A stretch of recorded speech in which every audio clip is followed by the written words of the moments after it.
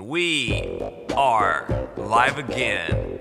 This time coming at you from a hot Tuesday. I didn't have to work today, so I slept a good 10 hours. You know when you wake up and you feel extra refreshed and you almost feel a little bit anxious because you feel so good? Well, that was me. So I woke up this morning and meditated for 10 minutes.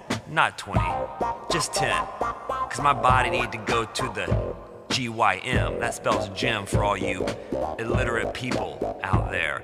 Maybe people that didn't really learn how to read quite well in high school or junior high school. You know, in Mississippi, we teach you how to read in high school. That's that curriculum. You know, when people say or ask me, what's it like being from Mississippi, they commonly ask, how do I spell it? And I said, you know better than that. Everyone knows how to spell Mississippi. M-I-S-S-I-S-S-I-P-P-I. That's that funky, fresh fourth grade literature coming from ya. It's in the house, baby. We in the house. A lot of times, honestly, you know, I still get a little bit confused spelling Mississippi. A lot of crooked letters and P's that look like D's and I's that look like mine, you know? But that's really all people know about Mississippi, that and the gigantic river that no one really swims in. How fun's a river that you can't swim in? Mississippi River, get it together. Hello. Guys, welcome to another episode of My Tight Hamstrings. I am Graham Rogers, and with me, as always, is my fearless co-host, Mr. Gerard Bauer. What's up? And my mom is joining in. My mom tried to call my work this morning when I was sleeping. Mom, what up? You know, and I get a text from my boy Vinny, and he goes, there's a girl named Carol looking for you. And I said, I know who Carol is. That is my sweet mother. And he was like, why is she calling you at work? Was she worried about you? I said, no, we like to do this thing where my mom and I will call each other from our respective day jobs. And so sometimes I'll call my mom, and she'll be working at the hardware store, and she'll answer. I'm like, hey, is this Carol Rogers? And she goes, yes. And I said, you're late on your monthly dues at Gold's Gym. I said, and she's like, oh no. I'm like, but don't worry. You can get caught up on those monthly dues of $516, but you have to direct deposit it in my account. And my mom is keen on what I'm going at. So she was like, I'd rather not and just face the late penalties, you know. Sometimes I'll call her at her work and be like, hey, I'm looking for a wrench or some paint because she works at a hardware store. And at both our respective day jobs, we have very annoying bosses, you know, and we hate, both of us hate, both me and my dear mom hate when our bosses get sassy with us. Ain't that right, Mrs. Carol Rogers? We don't like that. I don't like when I get told what to do, and neither does anybody, really. Isn't that what we're working for, is just to be our own bosses? Not all of us. There's this guy that I work with named Levon, dude. He likes being bossed around, dude. He's a Jehovah's Witness, dude, and a black guy. And sometimes I was like, dude, like, how often are people responsive to you going and, like, knocking on their doors? He's like, well, it'd probably be easier if I was white. I'm like, well, okay, well, are there any other ways to, like, get your message out? He's like, yeah, mostly I just email people. Dude, Jehovah's Witnesses are backing down, dude. Me and my family, dude, we would always hide from Jehovah's Witnesses because they would always come around dinner time. And they always wore, like, crisp white linen shirts with those black ties that weren't fashionable. You know, they had those shoes that were a little too polished and those smiles that just didn't quit. That's the thing about Jehovah's Witnesses. They're always on, like, this robot level of smiling. Dude, I smile, like, twice a week. You know, I gotta have something real good happen to me when I smile. But these guys are just always on that robotic level of smiling. I don't trust it. I don't trust it when people say that they're unbelievable when they're not. That's another policy at my gym that I work at. When someone asks us how we're doing, we have to say unbelievable. Gerard, I've been unbelievable once in my life, and that was the day before I started this gym job. Well, isn't that like a kind of a, you don't really know what it means if it's positive or negative. You just say unbelievable as in unbelievably shitty. You could. Yeah. I guess it's kind of how you say it. Like, How you doing today? Unbelievable. Little do they know that, dude, you've just been fucking stroking the candlestick a little too long, dude. You got some fucking roughage down there. It's like when you go to Chick-fil-A and you say thank you and they say, my pleasure. Doesn't that seem kind of that seems like a little like pre-Civil War type shit that you should like rebel against. My pleasure My- to serve you, sir. My pleasure to serve you with this fried chicken that, Chick-fil-A, dude. I grew up on that shit, chicken biscuits and all that good stuff, dude. I miss having good old fried chicken, dude. One time, I was bulking, I was gaining weight because I thought that was kind of like what you did to look good, because you got to do the gaining weight cycle. And then you cut down, right? So I'm in Mississippi, and I'm in this weird, funky phase where I'm just trying to put on weight. And so there's this place called Raising Cane's Fried Chicken. And there's some here in California also. So shout out to Raising Cane's Fried Chicken. But I was like their Apex member, even though they didn't give out membership cards. But I was like the honorary member, dude, because I would go there and get the Caniac. That's 8 pieces of deliciously golden fried chicken, a bunch of French fries. I would sub out that coleslaw, get those greens out of my meal, and sub it with more French fries, and then get a big ass Coke. Or sometimes I drink a Coke and then I drink a sweet tea. I'll drink an Arnold Palmer, and I'll get 4 cane sauces. And cane sauces, if you don't know, they have about 500 calories per 2-ounce serving. So altogether, I'm eating about 3,500 calories, and that's just at dinner time. Not to mention all the Pop-Tarts and other sweet delicacies and Budweisers and, all sorts of other fun little niblets. My mom's little niblets, she'd make that double Dutch chocolate pie that would just sneak into whole milk. I used to love whole milk.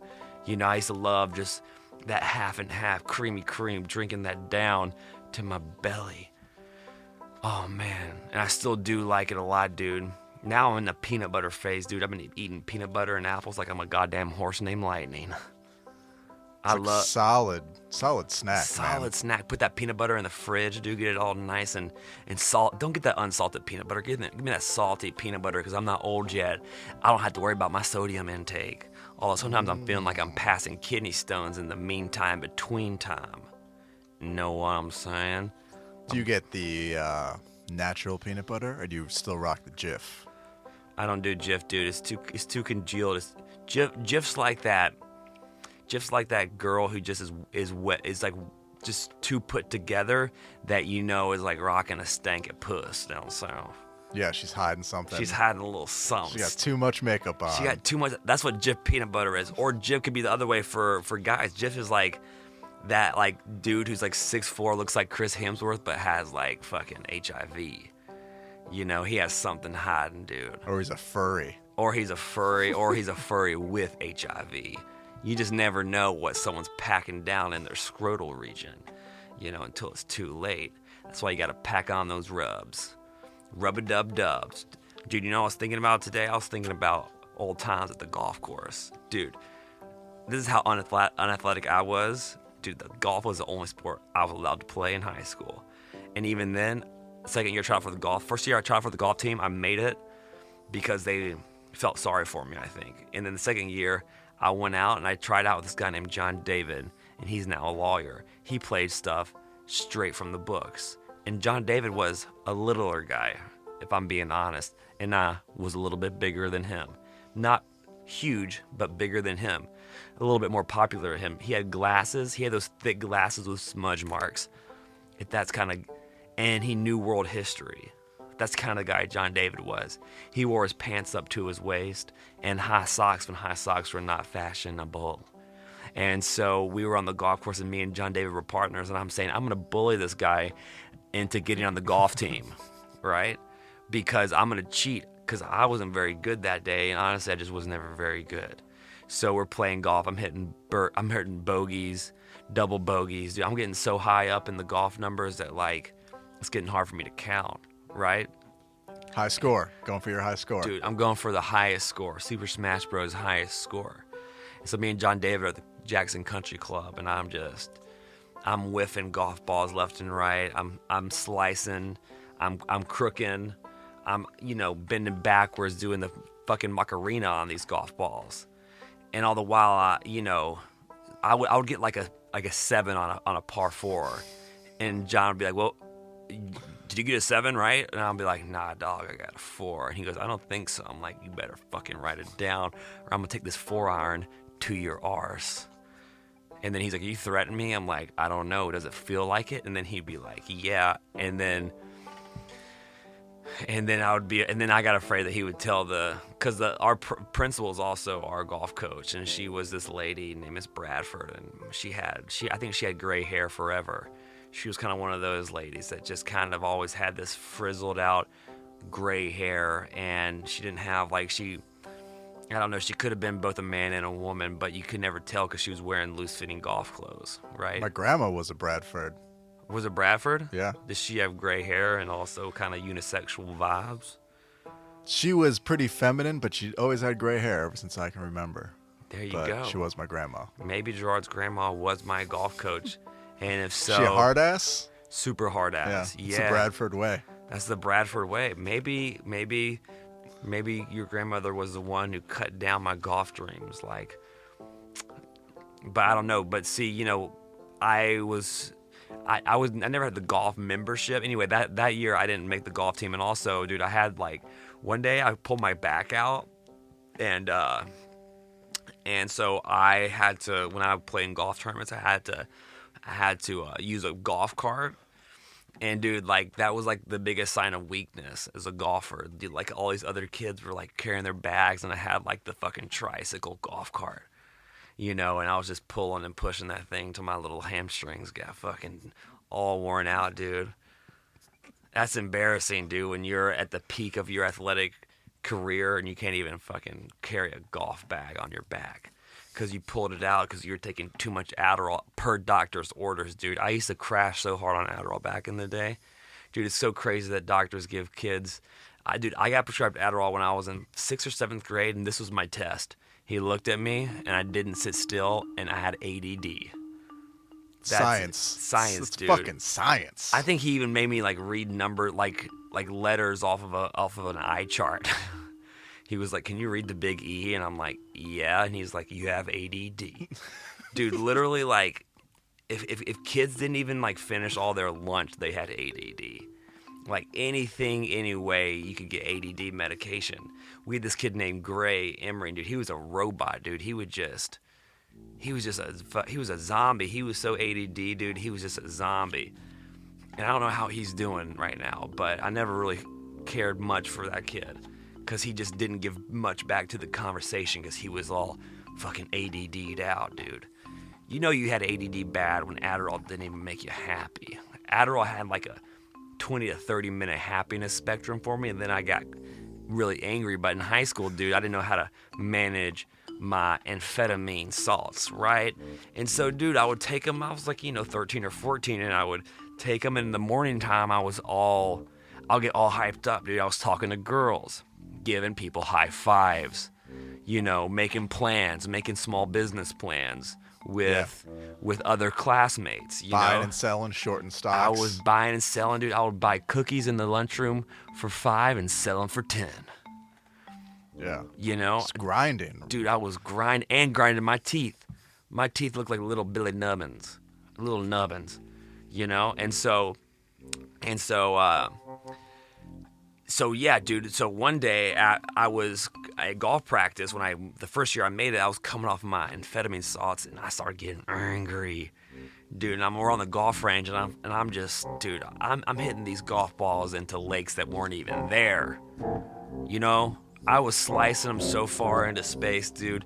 Jupiter called and said, "Yo, get this kid off the golf team." But I pulled my back out because I was swinging so hard because I was so angry because I'm coming down off these amphetamine salts, a.k.a. Adderall. And then I got so mad that I threw a golf club further than I could hit a pitching wedge. 50 yards, this little fucking kid threw a golf club, dude. And all the members looked at me like I was crazy. And then I think I started crying. Because if all else fails, when you get really, really, really angry, you can start crying, and then cry, and then you can turn the whole thing around, right? Then you can really, dude, I would be fair to say, you could commit a semi-heinous crime, and then in the middle of it have an emotional breakdown, start crying, and someone somewhere would put a hand around your shoulder and said, "It's okay. Here's a cookie. I hope you feel better." The last time me and my brother had a real fight, I almost broke down in tears, and then it ended the fight. dude, that's it. So if you're listening, like, I mean, girls try to do that all the time when they get speeding tickets. Yeah. I've had a That's a really bad day. I had a hard day. My boss yelled at me. I work. Dude, I feel like girls in LA work about 12 hours a week. Not all of them, but the girls I know work about 12 hours a week, and that just stresses them out beyond comprehension. You know? Yeah. Dude, there's this one girl I knew who worked about 12 to 15 hours a week, dude, and she couldn't even make that. And then, you know, I'm over here, you know, working them 40-hour weeks, and I'm like, oh, I understand. It's hard. We'll say anything, dude, to get laid. We really will. That's not even egregious. That's just like, that's par for the course, you know, since we're talking about golf. Dude. Just be like, oh, yeah. Oof, sounds terrible. Yeah, dang. I'm sure you're really, your muscles, that's so stressful. I understand now why you smoke weed all day, every day, because that job is just God damn, I get it. What was her job? She hosted a hostess. Oh, yeah. That's super stressful. That's super stressful. You're not even waiting on people. You're just the in-between man, you know? All you're doing is sitting people down, and people are always nice to the hostess. Right. Because they're a neutral ground, right? Because, like, a hostess doesn't mess up your drink order. A hostess doesn't, you know, get sassy when you try to ask to switch tables. A hostess is just there to be pretty or handsome. I'm not being sexist, but mainly you see women hostess, you know?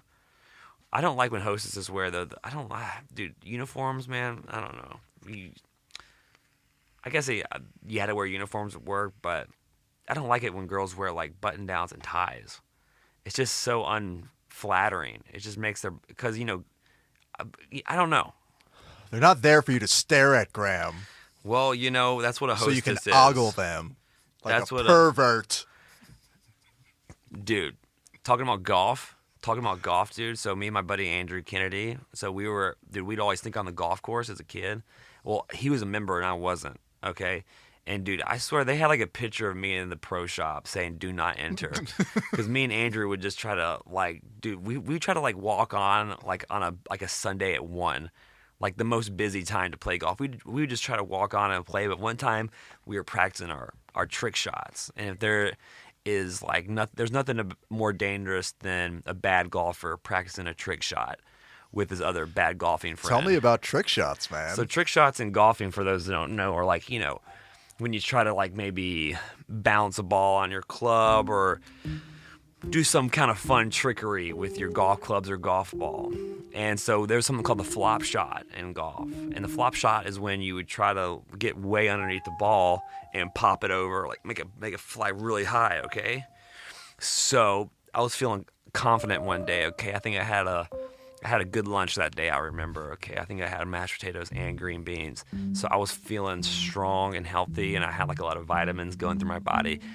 And we're on the pitching green. And I said, Andrew, I want you to stand right in front of me, and I'm going to flop this ball over your head. And he goes, that sounds like a good idea. Let's do it, dude. So he stands about maybe 5 feet away from me. And at this point, I had been flopping. It's not hard to do it. And then I guess something happened when the pressure was on. When I saw my friend in front of me, I was like, all right, this is it. Dude, and I cocked back and swing that golf club as hard as I could, and that ball hit him straight in the forehead. And that hurt. That hurt really bad. People looked around, and we got kicked off the golf course again after that happened. Are you sure you weren't just really angry after coming down from your maybe Adderall? Maybe that was, dude. Maybe that was. I mean, jealousy, maybe. Dude, I could have been mad at Andrew because, dude, at boys camp, Andrew was my best friend, and he would fart in my face, dude. I was bottom bunk, he was top bunk, dude. He would come down, I was taking a little nap, and pull down his pants and fart in my face. Oh, so you were a bottom. I mean, at boys camp, yeah, dude. Boys camp is savage, dude. Anything to get the other boys, like, boys camp is just that. Is that like pack mentality, dude? Oh, yeah. And that's how you mark your territories, just farting on the chubby kid's face. Lord of the Flies out there. Oh my God, farting edition. But that's how we did it, dude. And at boys camp, and then I wrote a note, and so I was I was a groomsman at Andrew's wedding, and it's weird. Like after Andrew did that to me, he felt really bad, and like for years, about 10 years from that farting incident, he was like, Graham, you're gonna be my wedding because we're best friends. He's like, I just don't want you to tell that story at my wedding, okay? So come this fall time, my buddy Andrew's getting married, and we're at the rehearsal dinner, and everyone's giving their speeches, okay? And I kill because I'm a comedian, and no one else knows how to be. I love best man speeches, dude. I think they're so fun. So I'm giving mine. I'm fucking getting applause breaks left and right, dude. I'm murking this crowd, dude. Easy crowd. People are like, they're just like, they're excited. But I don't tell the story about Andrew farting in my face. Then Andrew gets up and gets a toast. Surprise, dude. He tells the story. Full circle. Fucking twist, man. Fucking plot twist. Twister, dude. And now he's married, and Andrew's a kid that... He's the guy that has that really hot dog that I was talking about in an early episode. Yeah. He has that golden doodle who's just like hot dog who doesn't really like handicapped people. He likes hot people also. He kind of didn't like me, but I'm more hot when you get to know me. And this dog got to know me. I babysat the dog one night, and we were cuddling, and I think maybe it could have been like that was the dog's only option, so it kind of succumbed to like who I was as a person. Your booty call. My booty call. I do feel like I'm coming more into myself though. I feel confident, a little more confident. I'm trying to channel my inner Chris Hemsworth, dude. That guy's the coolest. I've watched the Avengers like 7 times just to see his fucking shirtless body just swinging that jackhammer. And the jackhammer is also what my gay friend at the gym calls my dick. He calls me Graham the Jackhammer, and he does this weird kind of fist motion when he does it. He's coming to my show tonight also. Gay Jeff, dude. Big Gay Jeff, dude. Shout out to Big Gay Jeff, dude. He goes to the gym for 3 hours a day and doesn't work out one muscle. He just walks around? He walks around just forced with guys, dude. Just checks out the produce? Dude, he just goes and that's all he does. He'll probably drink about 3 or 4 peanut butter dreams, dude. It's so funny. At the gym, it's a gay gym, but it's covertly gay. Right. But you can there are little telltale signs, right? Like you can tell by the name of our protein shake. So we have a juice bar at the gym I work at. So there's a protein shake called the Boyish Blueberry, the Sexy Peach, Larry the Lover. Dude, there's a protein shake called Larry the Lover. Dude, I've never even met a straight guy named Larry. I haven't either. This is my favorite protein drink there is the Rip, Tear, and Repair. Oh.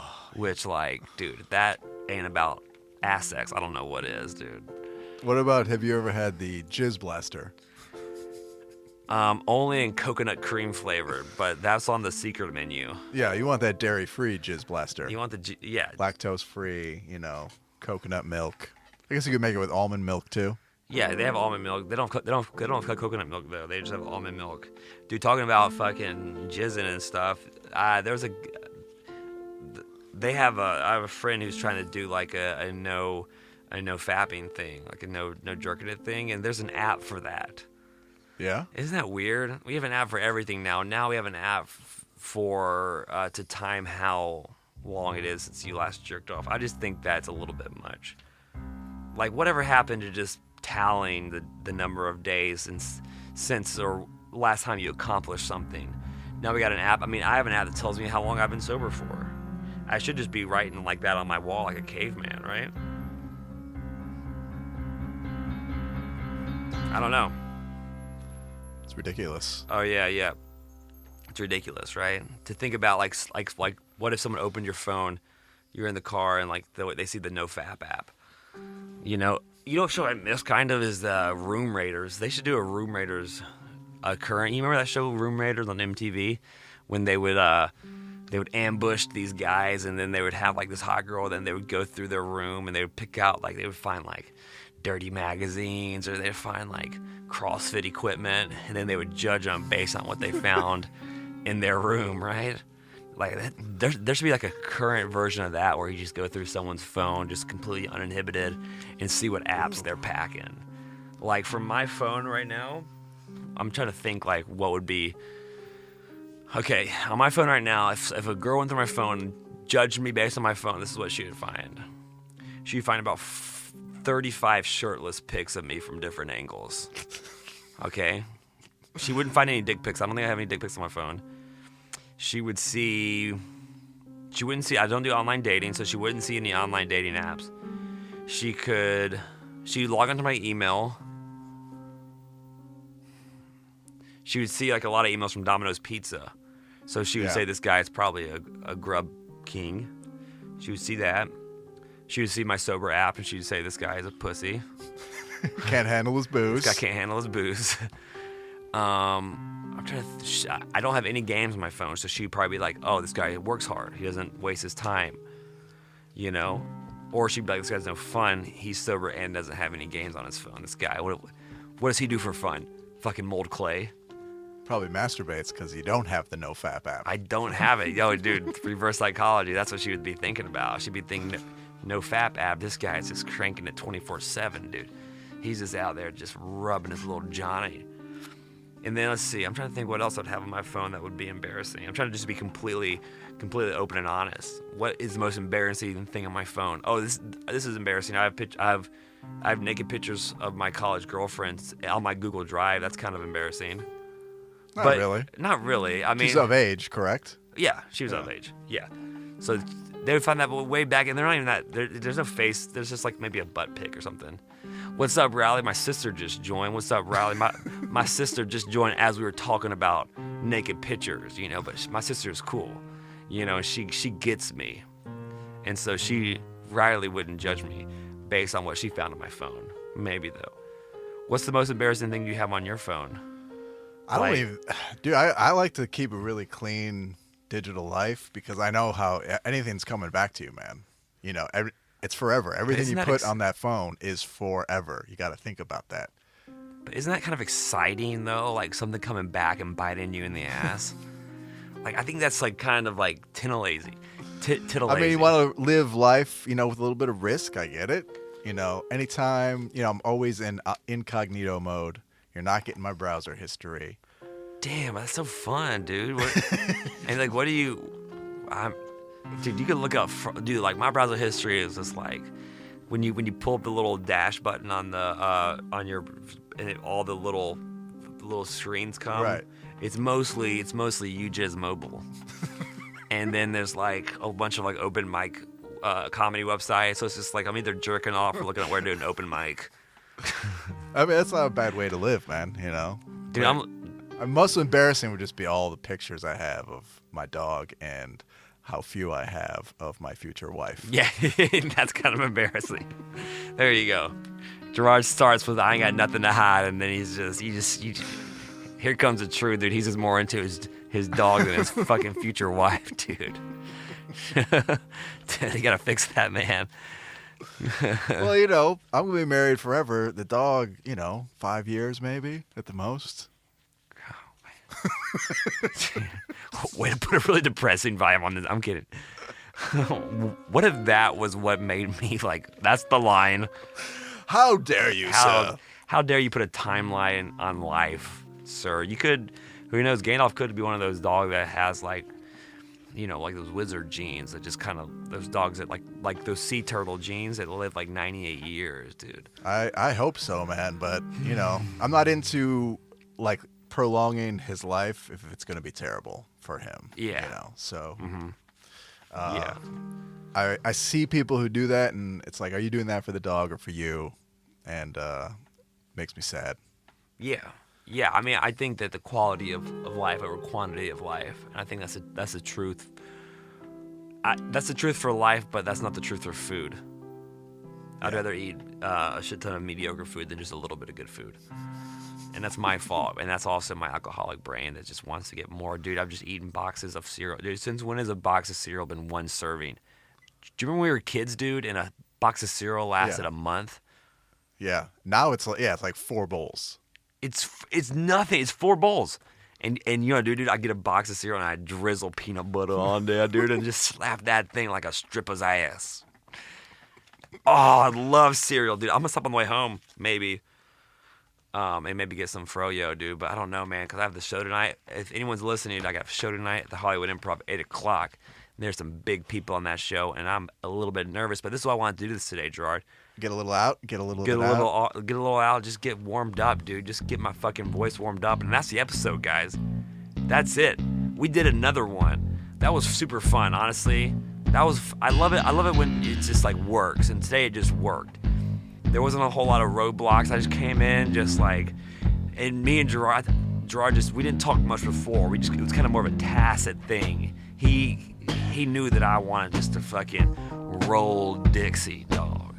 Right? So we did it, guys. That's another episode of My Tight Hamstrings. There's going to be lots of clips from this coming because there's a lot of funny stuff on this episode. If you didn't know, now you know. This is My Tight Hamstrings. Subscribe, download, re-download, and retweet on iTunes now. I am Graham Rogers, and as with me, as always, I'll give him a little... Dude, let's give Jar some screen time. Yeah! Yeah, dude. Look at that handsome motherfucker, dude. That's the guy. That's him, dude. All right, we love you, and we will see you again. Bye-bye.